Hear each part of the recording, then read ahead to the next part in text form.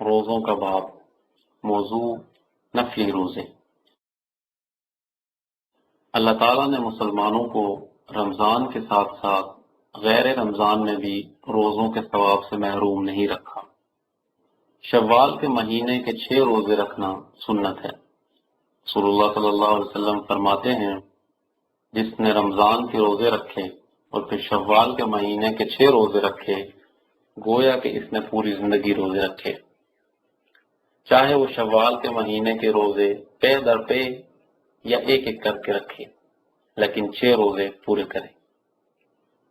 ذوالحج کے پہلے 9 دن کے روزے رکھنا سنت ہے۔ رسول اللہ صلی اللہ علیہ وسلم فرماتے ہیں، ذوالحج کے پہلے 10 دنوں میں اللہ تعالیٰ کو نیک کام اتنے محبوب ہیں کہ باقی دنوں میں نیک کام چاہے وہ جو بھی ہوں ان کے ہمسری بالکل نہیں کر سکتے۔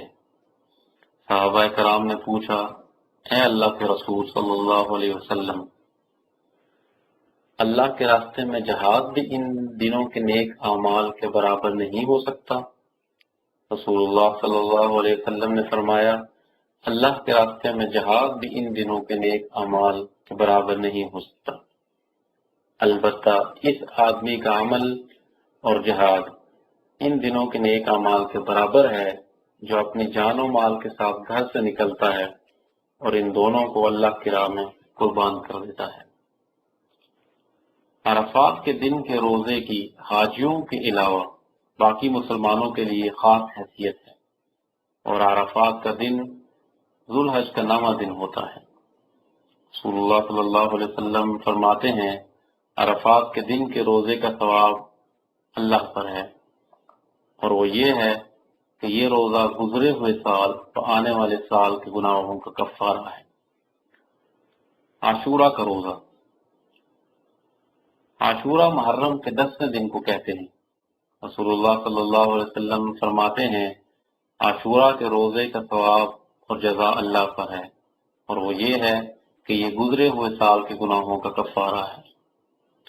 اور اس دن روزہ رکھنے کا سبب وہ ہے جو عبداللہ ابن عباس رضی اللہ عنہ نے بیان کیا ہے۔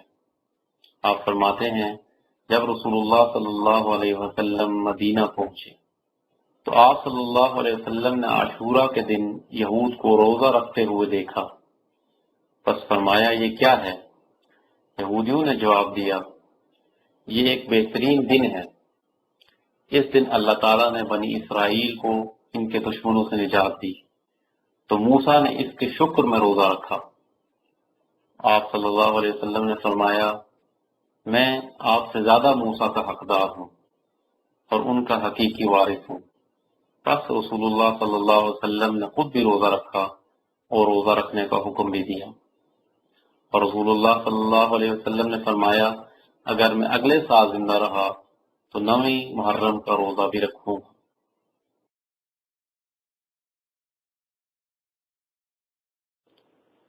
ہر مہینے میں 20 کے دن کے روزے رکھنا سنت ہے۔ عبد الملک بن منہال اپنے والد سے روایت کرتے ہوئے فرماتے ہیں کہ وہ رسول اللہ صلی اللہ علیہ وسلم کے ساتھ ہوتے تھے، پس وہ فرماتے ہیں کہ رسول اللہ صلی اللہ علیہ وسلم ان کو 20 کے روزے رکھنے کا حکم دیتے تھے اور فرماتے تھے کہ یہ سارے زمانے کے روزے ہیں۔ ہر مہینے کی 13ویں، 14ویں اور 15ویں دن کو 20 کا دن کہتے ہیں۔ ہر ہفتے میں پیر اور جمعرات کے روزے رکھنا سنت ہے۔ رسول اللہ صلی اللہ علیہ وسلم نے فرمایا، پیر اور جمعرات کو اعمال پیش کیے جاتے ہیں، پس میں چاہتا ہوں کہ میرے اعمال روزے کی حالت میں پیش کیے جائیں۔ سب سے بہتر حضرت داؤد علیہ السلام کے روزے ہیں۔ وہ ایک دن روزہ رکھتے تھے اور ایک دن چھوڑتے تھے۔